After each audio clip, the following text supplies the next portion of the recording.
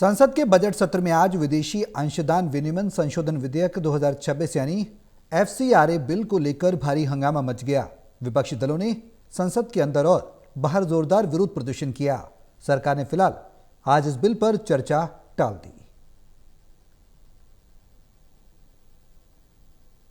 प्रस्तावित एफसीआरए विधेयक को लेकर संसद में आज जोरदार हंगामा देखने को मिला है। विपक्ष ने इसको लेकर संसद परिसर में जोरदार नारे लगाए, तो वहीं संसद परिसर में नारेबाजी के बाद लोकसभा में भी विपक्ष ने जमकर हंगामा किया। इस दौरान संसदीय मंत्री किरण रिजिजू ने विपक्ष पर भ्रम की राजनीति फैलाने के आरोप लगाए हैं।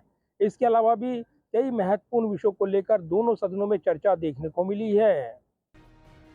आज संसद की कार्यवाही शुरू होते ही विपक्षी सांसदों ने लोकसभा में अपनी सीटों से खड़े होकर एफसीआरए बिल वापस लेने के जोरदार नारे लगाए। स्पीकर ओम बिरला ने सदन को शांत रहने की अपील की, लेकिन विपक्ष नहीं माना। मैंने पूर्व में भी कहा था कि प्रश्नकाल के अंदर कभी भी किसी विषय पर, मुद्दे पर बोलने का अवसर नहीं दिया जाएगा।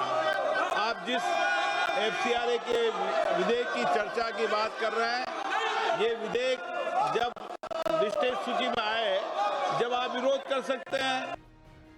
संसदीय कार्य मंत्री किरण रिजिजू ने कहा कि बिल पर गलतफहमी फैलाई जा रही है।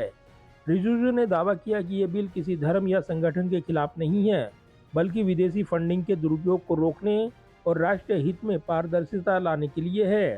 केंद्रीय मंत्री रिजिजू ने कांग्रेस और कम्युनिस्ट पार्टी पर केरल में लोगों को गुमराह करने का आरोप लगाया।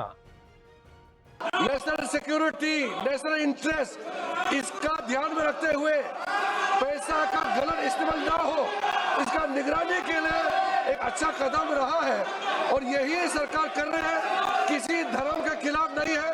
The Congress and communist party are misleading the people of Kerala. हालांकि सदन में हंगामा नहीं थमा और लोकसभा की कार्यवाही 12 बजे तक के लिए स्थगित कर दी गई।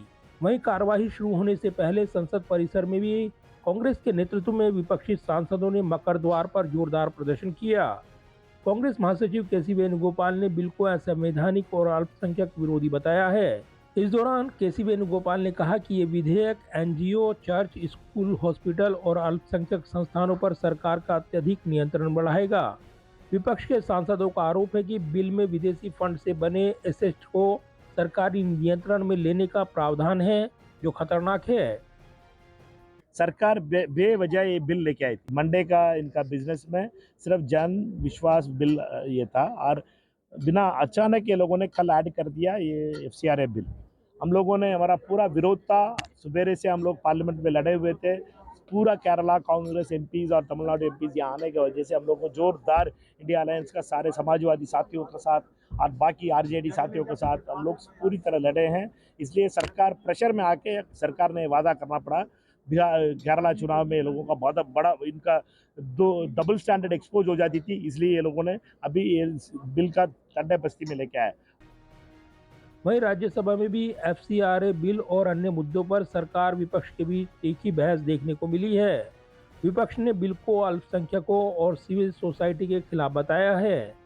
इधर सरकार का कहना है कि संशोधन विदेशी फंडिंग की पारदर्शिता बढ़ाने और जबरन धर्मांतरण या राष्ट्र विरोधी गतिविधियों को रोकने के लिए जरूरी है।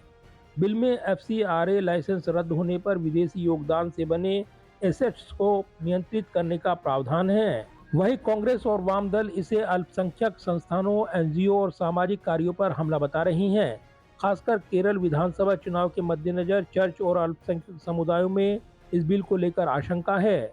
फिलहाल सरकार ने लोकसभा में एफसीआरए संशोधन बिल पर चर्चा और पास करने का कार्यक्रम टाल दिया है।